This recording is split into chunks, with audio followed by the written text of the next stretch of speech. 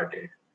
Right, children. So in yesterday's class, we were studying about the pollen pistil interaction. I said there are three type of interaction found. One is the interaction which is found between the pollen grain and the stigma.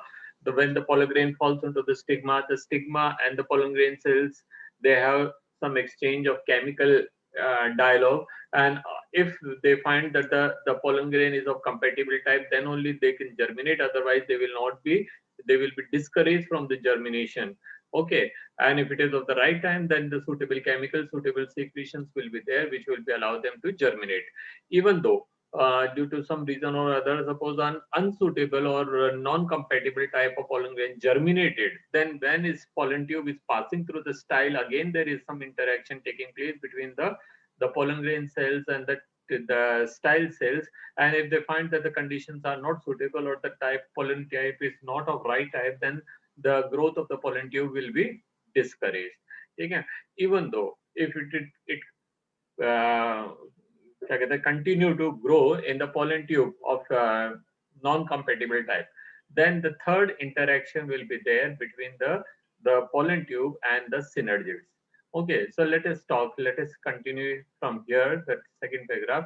You would recall that in some of the plants, the pollen grains are shared in the two cell conditions. हमने पढ़ा 60% pollen grains are shared in the two cells conditions. That is when one vegetative and one generative cell is there. Okay, in such plant, the generative cells divide to form two male gametes during the growth of the pollen tube in the stigma. The division of the generative cells then taking place in the pollen tube when the pollen tube is proceeding in the style. Okay, and those cells which are those pollen grain in the 40% plants which are already in the three cell stage, that is one vegetative and two generative two male cells, they does not require any more division, rather they will continue to grow. Okay, the pollen tube carry two male gametes from the very beginning in such type of pollen. The pollen tube, after reaching to the ovary, enters the ovule through micropyle. The entry is always taking place through micropyle. So micropyle is the door. Micropyle is the door. Micropyle is the gate through which the pollen tube will enter into the ovule. Now, word ovule we have mentioned number of times. Okay, that's central mass which is there in the ovary. The part which is covered by the integuments and all everything which we have studied, and the central part which is there with the O part, that is known as ovisac. Okay, the ovisac plus integuments plus funicle plus hilum, everything collectively known as chalaja and all jo bhi kuch hai, they are collectively known as ovule. That extension, the structure, if I show it from this diagram, then I can say this entire structure which is there from year to year, this is called as ovule.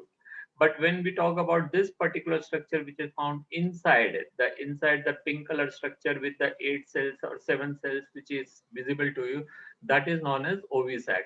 The ovisac will develop into a seed and the integuments will develop into seed coat. Okay, later on after fertilization. Let's continue with here. That is the micropyle. It will enter and one of the synod through one of the synergids. Okay, the micropyle and then enter one of the synergid through filiform apparatus. The synergid has got some filiform apparatus through which it enters. Actually, that is paving the way. That is showing the way where they have to go. Many recent studies show that filiform apparatus present in the micropyle part of the synergid guide the entry. Now, whom will it guide? If it is of the compatible type. अगर वो non compatible type होगा तो भाई आप कहाँ आ गए, that's all. तो उसको राम राम करके वहां से उसकी ग्रोथ वहीं पे रोक देंगे. तो all these events from the pollen deposition on the stigma until it enters into the pollen tube, all these three part यहाँ पे लिखा है उन्होंने. Filiform, the pollen pistil interaction includes all three, that is the germination, continuous growth in the style, and third entry into the ovule. All three are continuously guided by some type of chemicals, and this is whether to be encouraged or whether to be discouraged will be depending on the type of right type of pollen or wrong type of pollen. If it is of right type of pollen, then only their entry will enter, and that will ensure that the pollination will result in the fertilization. Otherwise, the pollination may be there. Pollination to both सारे pollens का हो जाता है, whether they are of right type, whether of the wrong type, whether of the same species, whether of different species, whether from the same plant or whether from the different plant or from the same flower or from the different flower of the same plant. पर उसको वो जो judgment करना है, this judgment is taking place in 3 different places, and this is a continuous dialogue we have studied. And what is the dialogue mean here is that is the chemical interaction between the growth of the pollen tube or pollen and the stigma, style and the synergies. Okay, so all these events, इस line को मैं आप underline कर रहा हूँ, all these events from the pollen deposition on the stigma until pollen tube enters into the ovule together referred as the pollen pistil interaction. Why we are emphasizing on this? हमको क्या फर्क पड़ता है, करने दो ना उसको, वो उसका अंदर का मामला है, लेकिन we scientists are interested because number of times we have to have a desire of pollination to be of taking place between the same मतलब desired type of plant. कभी हम चाहेंगे कि pollen उसी plant का pollen उसको fertilize करे जो कि नहीं कर पा रहा है. क्यों? क्योंकि वहां हम नहीं चाहते हैं कि इसके करेक्टर डाइल्यूट हो जाए. हमारे पास में एक बहुत अच्छा प्लांट है, हम चाहते हैं कि जो सारे प्लांट उससे बने वो उसी टाइप के बने. तो कैसे करेंगे? तो वहां हमको जो है, हम ये चाहेंगे कि भैया वो उसी प्लांट का पोलन उसको पॉलिनेट कर दें. तो या तो ऑटोगेमी हो, गिटेनोगेमी हो, लेकिन कंपैटिबिलिटी उसको फेल कर रही है, रोक रही है, इंटरेक्शन उसको होने नहीं दे रहा है. जो पोलन पिस्टन इंटरेक्शन है उसको होने नहीं दे रहा है. तो हम स्टडी करेंगे कि भैया what chemicals are there which are not letting it, and if we can nullify that effect, then the pollen बेचारा वो तो बेवकूफ बन जाएगा और वो रोक नहीं पाएगा उसको, and the desired type of fertilization or the fusion will continue to occur. तो ये साइंटिस्ट लोगों की डिजायर है, उनकी ये इच्छा है. ठीक है, कई बार उनको किसी टाइप का पॉलिनेशन को रोकना है, तो वहां पे ये वाला केमिकल अगर वो आर्टिफिशियली निकाल पाएंगे तो वो उसको कर पाएंगे. ठीक है, तो ये इनकी इच्छाएं. देखिए साइंटिस्ट हैं, साइंटिस्ट लोग हर चीज के अंदर अपनी स्टडी का मौका देखते हैं, चाहे वो राइट टाइप हो चाहे वो रॉन्ग टाइप हो. उनकी यही इच्छा होती है कि ऐसा क्यों हो रहा है, क्यों नहीं हो रहा है. ठीक है, so that is the study. Now, as pointed out earlier, pollen interaction is a dynamic process. Dynamic क्या है? ये एक बार होकर रुक नहीं गया. It is a continuous ongoing process right from the time of pollen falling onto the stigma to its germination, to its growth of the pollen tube, then its entry. Okay, now class 10th you have studied one more thing, that is the chemical stimulus. Okay, हमने वहां पे पढ़ा था, that is chemotropism. What was meant by the chemotropism? That is the thigmotropism we have studied, phototropism we have studied, and then we have studied chemotropism. Chemotropism किस बात को maintain बता रहा था, एक्सप्लेन कर रहा था. That is the chemicals are stimulating कि किस चीज को कहाँ ग्रो करना है या ना करना है. तो वो कौन से केमिकल है? तो वहां हमने पढ़ा था, that is pollen tube growth. Is pollen tube growth in the stigma and style is also that is a chemical type of. तो वहां पे कुछ टाइप के केमिकल्स होते हैं which is letting the pollen tube to grow, which direction they have to grow. बेचारे pollen tube को क्या मालूम है किधर जाना है? वो तो उनके अंदर तो कोई सेंसरी ऑर्गन नहीं है, उनमें तो कोई सेंसरी स्ट्रक्चर नहीं है, उनको तो कोई भी टाइप की फीलिंग नहीं है. तो वो सारे जो फीलिंग है वो इन the form of chemical interaction है. So I think now it is very much clear to you what is meant by the chemical dialogue, what is meant by the pollen crystal interaction, what are the advantages, what are the disadvantages, what all ways it is affecting the pollen germination and its continuation and its fusion, etc. Okay, continue with that. So a dynamic process involving the pollen recognition followed by the promotion and inhibition of the pollen germination and all. Okay, the knowledge gained in this area. The knowledge gained this area help the plant breeder in manipulating the pollen pistil interaction even in the incompatible pollination to get desired type of hybrid. Question यूं नहीं आएगा कि भाई pollen pistil interaction क्या होता है, वो ये भी आ सकता है कि भैया इसका क्या फायदा है, क्यों साइंटिस्ट लोग इसमें अंदर अपना दिमाग खपा रहे हैं, what are the advantage, what we are going to get out of it. ठीक है, तो लाइन बाय लाइन आप उसको पढ़ते जाइए और उसके अंदर रखी हुई चीजों को समझते चल जाइए. हिंदी में जैसे आप पढ़ते हैं ना, क्या कहते हैं, अंतरकथा. ये एक सेंटेंस लिखा होता है किसी भी कवि ने, और उस कवि के ने जो कुछ एक वर्ड यूज करा होगा उसके पीछे पूरी की पूरी कहानी होती है. तो यहाँ पे भी इनके पीछे कुछ कुछ कहानियां हैं. ये केमोट्रोपिज्म क्या है, ये इंटरेक्शन क्या है, ये डायनेमिक प्रोसेस क्या है, कैसे वो हो रहा है, कैसे नहीं हो रहा है, इसका क्या फायदा उठाया जा सकता है. Not okay, let us continue with the next paragraph. You can easily study pollen germination as dusting some of the pollen grain from the flower such as pea, chickpea, crotalaria, balsam, vinca, आप बहुत सारे different type के plant, अभी इनमें से आधे plant तो आपको मिलेंगे नहीं, आप कहाँ ढूंढने जाएंगे, चिकपी वगैरह, ये नाम भी नहीं सुने हमने, बालसम वगैरह। ठीक है, तो हम तो हमारे आसपास में मिलने वाले फूल देखेंगे ना। हमारे यहाँ हिबिस्कस बहुत कॉमनली मिलता है, हमारे यहाँ पे बहुत सारे दूसरे टाइप के प्लांट है जिनके पॉलिनेशन हम आसानी से स्टडी कर सकते हैं, हम कहाँ इनको ढूंढने जाएंगे। चलिए, तो एक स्लाइड लीजिए और उसके ऊपर इनको डाल दीजिए, और फिर थोड़ा सा शुगर का सॉल्यूशन बनाइए। कितना बनाना है देखिए, drop of sugar solution, about 10% sugar solution.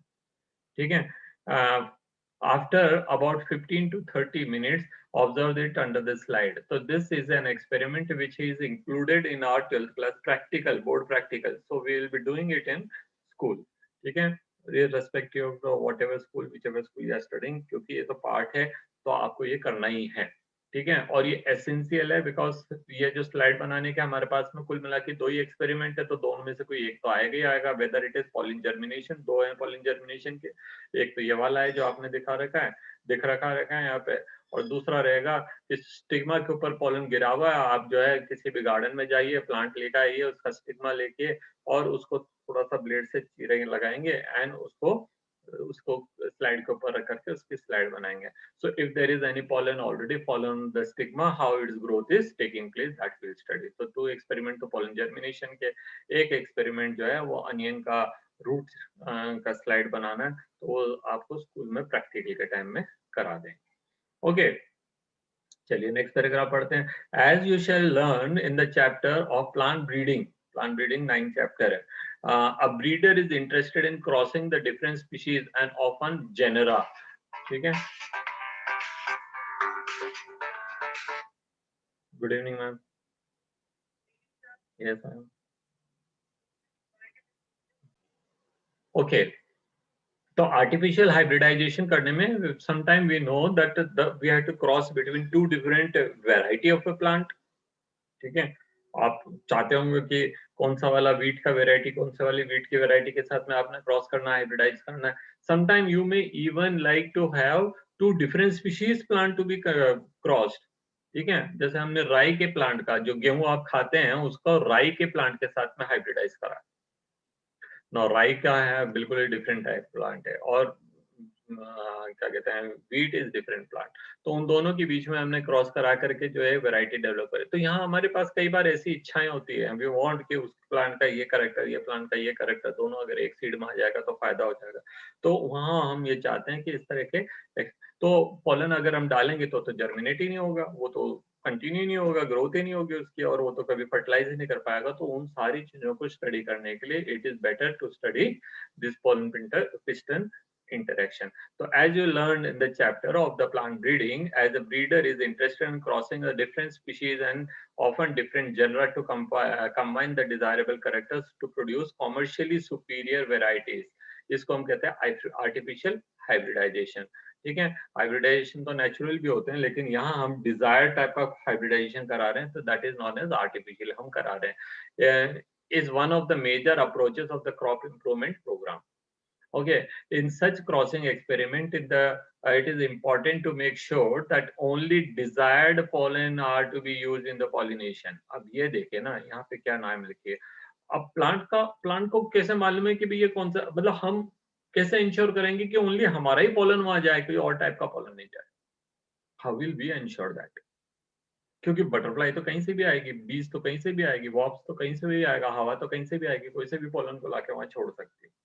तो इसके लिए मेंडल ने जो तरीका अपनाया था, if you remember what Mendel did, Mendel selected a plant, जिसको उसको फीमेल प्लांट बनाना था, किसी प्लांट को बनाना, तो उसने क्या किया, much before a flower is matured, वो खुला भी नहीं है, उससे पहले उसको धीरे से हाथ से खोलना है और उसके सारे मेल ऑर्गन्स को काट देना है।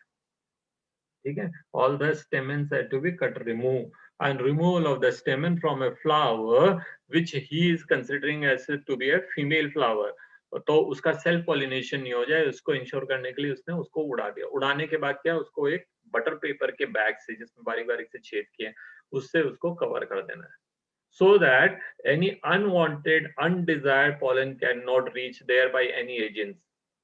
ठीक है, neither biotic agent nor abiotic agent, कोई भी ला करके नहीं छोड़। जब हम देख लेंगे बटर पेपर्स में कराया हमने तो हमको दिखता रहेगा वो, कि जब हमको दिख जाएगा फूल खिल गया है, तो जब फूल खिल जाएगा देन द डिजायर्ड प्लांट जिसका पॉलन हमको चाहिए उसको ब्रश में लेंगे, इसका बैग खोलेंगे एंड पॉलन उसकी स्टिग्मा के ऊपर डाल देंगे and again will Rebag it, और उस पर एक टैग लगा देंगे, एक छल्ला लगा देंगे, एक कागज लगा देंगे, उस कागज के ऊपर लिख देंगे कि भाई this plant is pollinated with this particular type of plant, pollen grain of this particular type, so that you may remember, because those who are involved in the plant breeding experiments, they are using number of plants hybridization in their field, तो to ensure कि भाई उनको याद रहे, कहीं गलती नहीं हो जाए, उसके लिए वो सब करते हैं। अब हम लोग अगर एक ही टाइप का पॉलन कर रहे हैं तो उनको टैग लगाने की जरूरत नहीं पड़ेगी। तो ये तीन नई चीजें हमने पढ़ी हैं यहाँ पे, that is emasculation, bagging and tagging, और अदर चार हो गई, that is pollen transfer. Artificial hybridization के 4 स्टेप हैं, ठीक है। स्टेप्स तो और भी होते हैं, सिलेक्शन और ब्रीडिंग एंड ऑल, जो प्लांट डिजायरेबल प्लांट, और उनको उसको सबको छोड़ देते हैं। हम सबसे पहले क्या करेंगे, वी डिसाइड कि विच प्लांट को लेना है, उसका फीमेल लेना है, जिस फ्लावर को फीमेल बनाना उसको सबसे पहले इमैस्कुलेट कर देंगे, male organ will be removed and then it will be covered by a bag, तो emasculation and bagging. Then when we'll see that the flower is matured, flower is open, then we'll remove the bag and we'll transfer the pollen. The third event is pollen transfer, and then rebagging it, and then put a tag.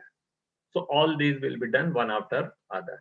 And when the seeds are formed, those seeds are used for further experiments or further जो भी काम आपको उसको लेना है। तो this is achieve by emasculation and bagging technique. तो आपको ये चीजें मालूम होना चाहिए, इमैस्कुलेशन एंड बैगिंग क्या होती है। This will study again in chapter 5 and then again in chapter 9। तो ये बार बार आ रहे हैं, ठीक है। If the female parent bear bisexual flower, removal of the anther from the floral bud when flower is not even matured, वो bud ही है, before the anther days, during the using a pair of forces when it is necessary, तो this is known as emasculation। तो यहाँ से यहाँ तक का जो प्रोसेस है रिमूवल ऑफ दिस थिंग, उसको हमने जो है emasculation का है, आप अंडरलाइन कर लीजिए इसको। Emasculated flower have to be covered with a bag of suitable size, generally made up of butter paper, ठीक है, butter paper, so that we can easily see through. And plastic use कर देंगे तो क्या हवा वगैरह नहीं आएगी उसके अंदर, ठीक है, तो दैट में बी डेंजरस, दैट में बी हार्मफुल। तो उसके लिए क्या कर रहे हैं कि हम उसको बटर पेपर के पॉलन कवर बना करके उसको लगा रहे हैं, ठीक है, to prevent contamination of the on its stigma with unwanted pollen. This is called bagging। तो आपको बैगिंग भी समझ आ गया, इमैस्कुलेशन भी समझ आ गया, pollen ट्रांसफर भी आपको समझ आएगा, ठीक है। तो when the stigma bagged fruit contain receptivity, जब वो खुल जाएगा, मैच्योर हो जाएगा, रिसेप्टिव हो जाएगा, mature pollen grains are collected from the anthers of the male parent and dusted on the stigma and the flower is rebagged। बाद में क्यों बैक करना है, फर्टिलाइजेशन तो हो गया, पॉलिनेशन तो हो गया, तो ये उसके बाद भी तो आ सकते हैं भाई, गारंटी थोड़ी कि पॉलन डालते के साथ ये वही वाले रहेंगे, बाद में भी कोई भी आ सकता है, ठीक है। So all this has to be done. तो if a female parent produces unisexual flower, तो आपको ये सब कुछ करने की जरूरत नहीं है, फिर केवल पॉलन ट्रांसफर करना है, बैगिंग भी करना है, इमैस्कुलेशन की जरूरत नहीं, सॉरी, इमैस्कुलेशन की जरूरत नहीं है, बैगिंग हम करेंगे, पॉलन ट्रांसफर करेंगे और वापस बैक कर देंगे, टैग भी कर देंगे, ठीक है। तो if the female flower bud are bagged before flower open and the stigma become receptive, the pollen are carried and then again rebagged। तो इतना आपको समझ आ गया। These are हमने कुल मिला करके कल जो पढ़ा था उसी का कंटिन्यूएशन था, वो हमारा वो टॉपिक वहाँ खत्म नहीं हुआ था। Now let us talk about what happens after the pollen tube reaches into the ovule। वो पहुंच गया, फिलीफॉर्म apparatus ने उसको गाइड कर दिया, अंदर वो चला गया, अब क्या करना है, what next? So we have studied that in pollen tube there are two male gametes, दो मेल गैमीट है, ठीक है। अब वो दो मेल गैमीट और अंडा तो एक ही है, तो एक अंडे को कौन फर्टिलाइज करेगा, तो one of the male gamete will fertilize egg and the other male gamete will fuse with what you call polar nuclei, ठीक है।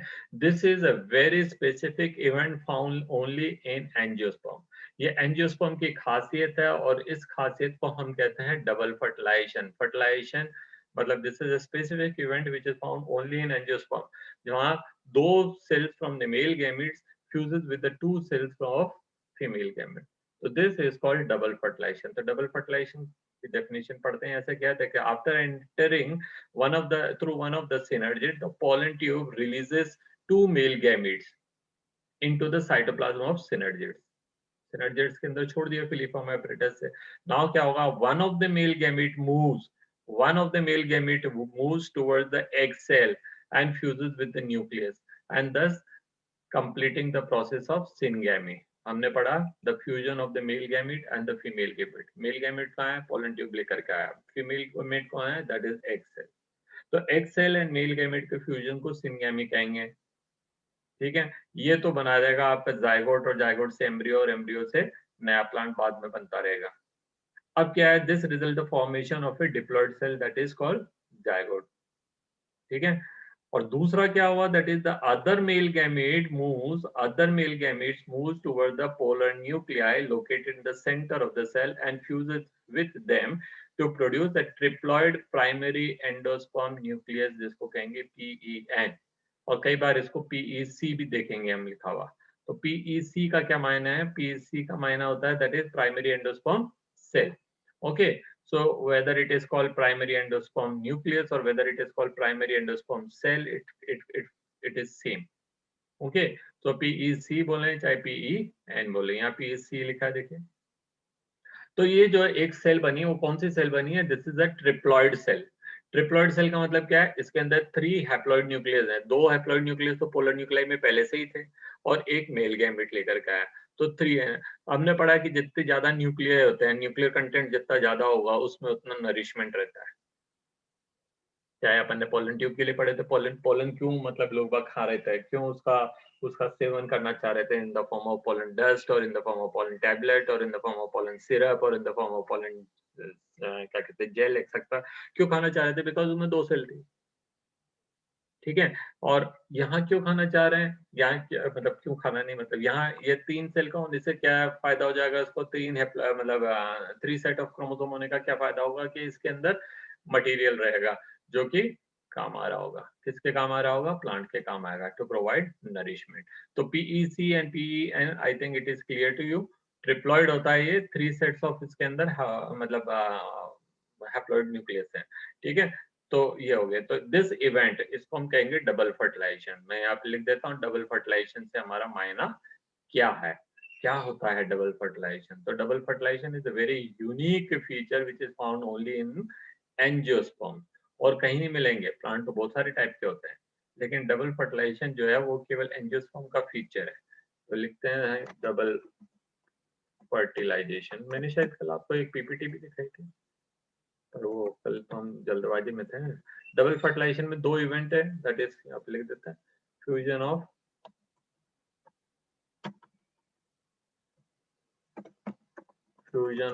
2 male gametes with 2 cells of ovule,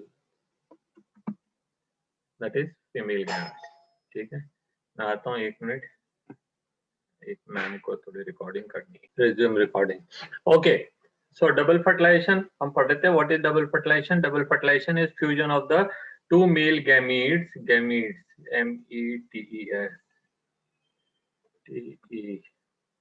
METES with 2 cells of the ovule। कौन कौन से इन event को कैसे बोलेंगे, first is syngamy, SYNGAMY, syngamy, that is the fusion of one male gamete with egg cell forming a diploid zygote। ठीक है, जो male gamete है वो भी हैप्लॉइड है, प्लस जो एग सेल है वो भी हैप्लॉइड है, small n and here also it is only, resulting the formation of diploid zygote.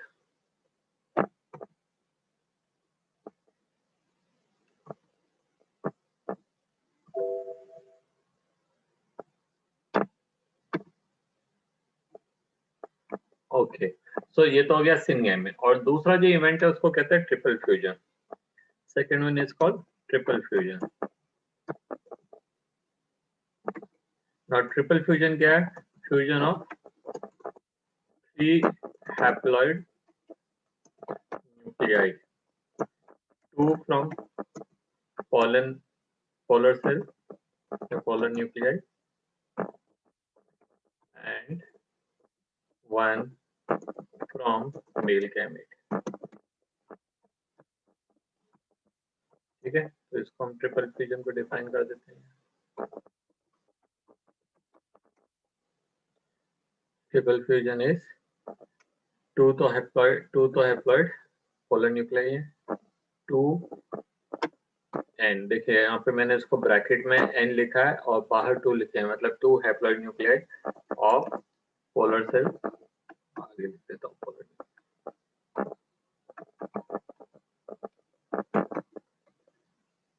Plus 1 male gamete.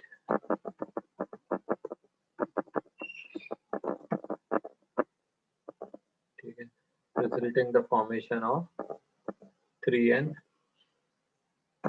PEN PEN।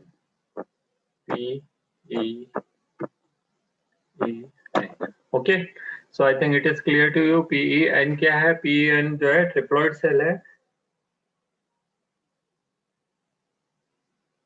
PEN जो है वो ट्रिप्लॉइड सेल है और वो नरिशमेंट प्रोवाइड करेंगे। इससे जो भी सेल बनेंगे all the cells will be triploid cells. ठीक है, that's all for this meeting. दोबारा मैं एक नई मीटिंग चालू करता हूँ because there is only 1 minute is left, so the new topic will be in the next